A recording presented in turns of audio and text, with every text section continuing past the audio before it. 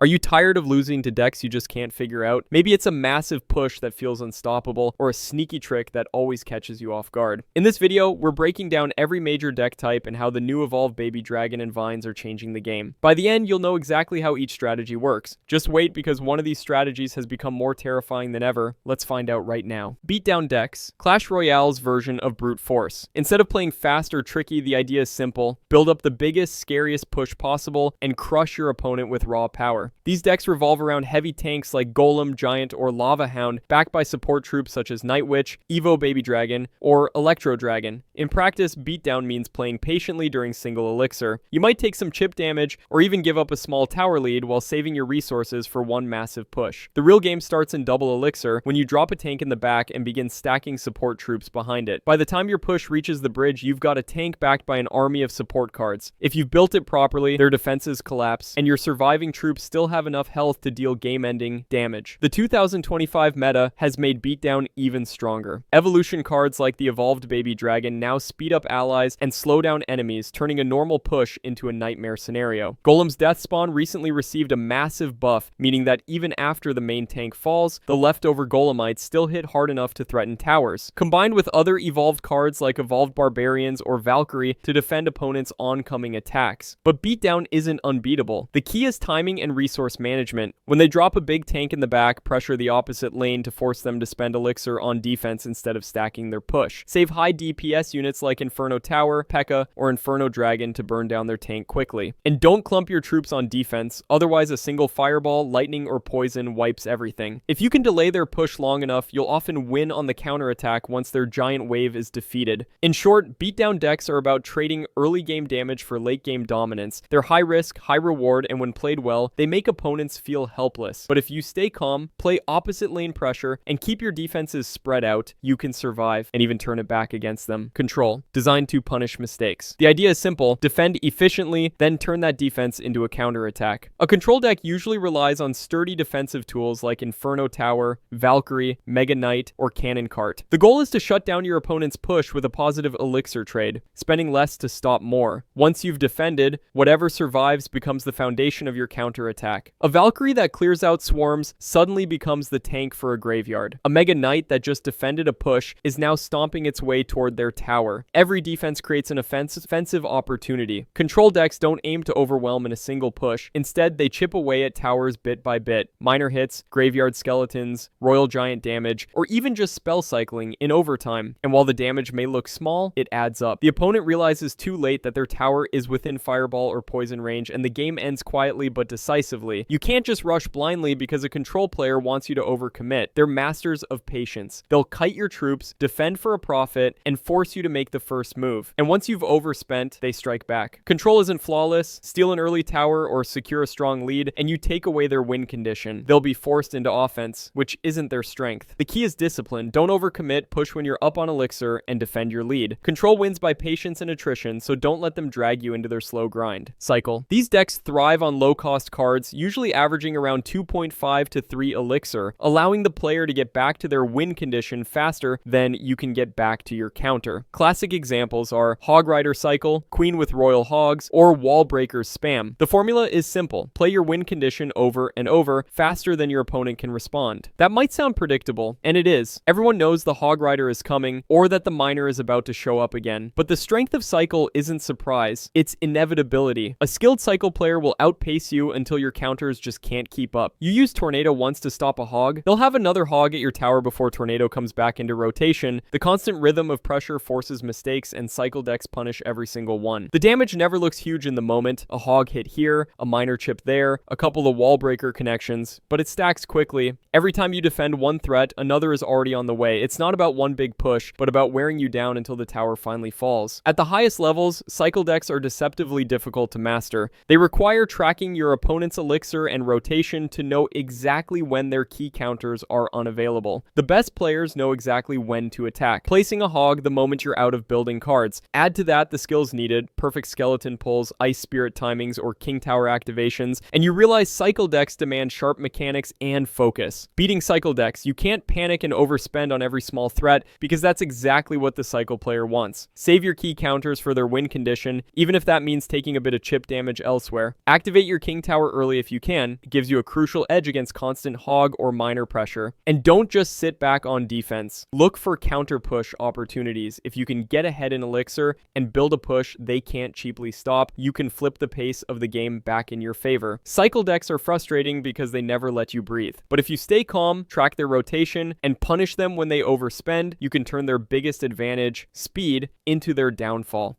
Siege. Instead of trying to get your troops to the opponent's tower, you place a building on your side that locks onto theirs. X-Bow and Evo Mortar are the classic examples. The moment one of these goes down, your opponent is under immediate pressure. Either answer it right away or watch their tower get shredded from across the river. Siege forces your opponent to play on your terms. Most archetypes want to build pushes, stack support, or wait for openings. Siege doesn't give them that luxury. Once an X-Bow locks on, they have to respond instantly or lose half a tower. That urgency makes them predictable, and a good Siege player uses that predictability to defend their win condition. Tesla, Knight, Ice Spirit, Archers. Each card is carefully timed to protect the X-Bow while it keeps firing away. Mortar works similarly, but with a slightly different style. Instead of locking permanently, it chips towers while providing splash control against swarms. Modern Mortar variants even combine with evolutions like Evolved Mortar, spawning goblins with every shot, doubling the pressure. Suddenly, you're not just dealing with long-range shells, but also free troops running at your tower.